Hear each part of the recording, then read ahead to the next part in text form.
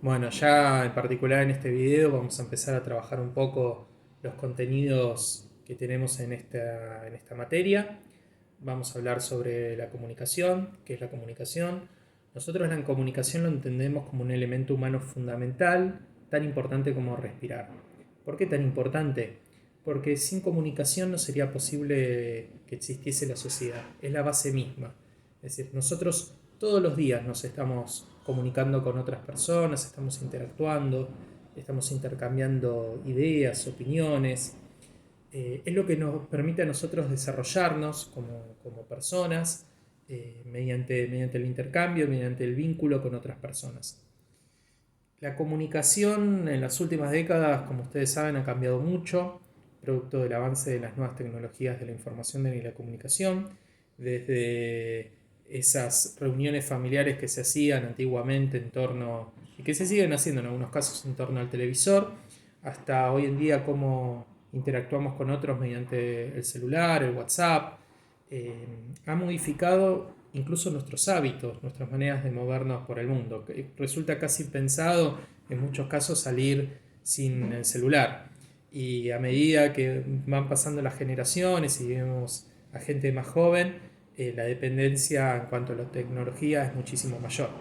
Entonces esto ha modificado con sus pros y sus contras la manera a través de la cual nos vinculamos. Antes era cara a cara, ahora es a través de un video, como en este caso, a través de una llamada de WhatsApp, a través del Zoom, a través de una llamada de teléfono. Bueno, tenemos un montón de elementos a través del cual nos podemos comunicar.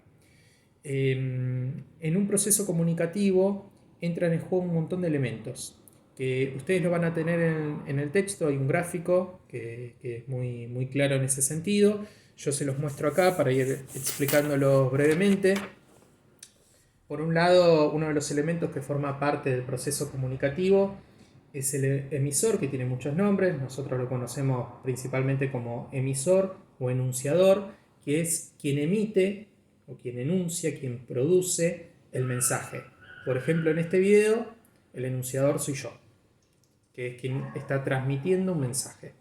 El mensaje es el contenido, es lo que se está diciendo.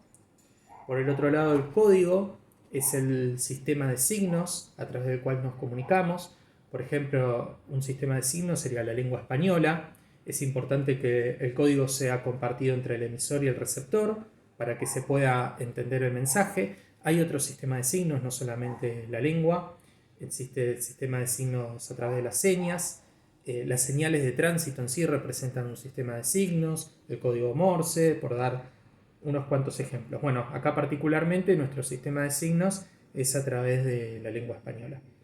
Y por el otro lado tenemos el canal, que es el instrumento a través del cual se comunica el mensaje, que puede ser a través de la voz humana, que puede ser mediante una carta, mediante todas las oportunidades que nos ofrecen las nuevas tecnologías, mediante el teléfono celular, la radio, el televisor, etc. Y por el otro lado tenemos el receptor. El receptor sería quien interpreta el mensaje. En el caso este son ustedes. Ustedes son los receptores del mensaje que yo les estoy transmitiendo. Y todo esto lo engloba el contexto, un elemento fundamental. Vieron que generalmente muchas veces cuando los medios de comunicación toman una frase de un político, de un futbolista, de una personalidad, y dicen, me sacaron de contexto, ¿qué quiere decir esto? Que no se tiene en cuenta el lugar y el espacio en el que se produce ese mensaje.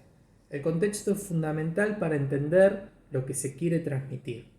Si yo ahí en el texto que les voy a compartir habla el ejemplo de un partido de fútbol en donde la otra persona no conoce el resultado, pero podemos mencionar muchísimos ejemplos.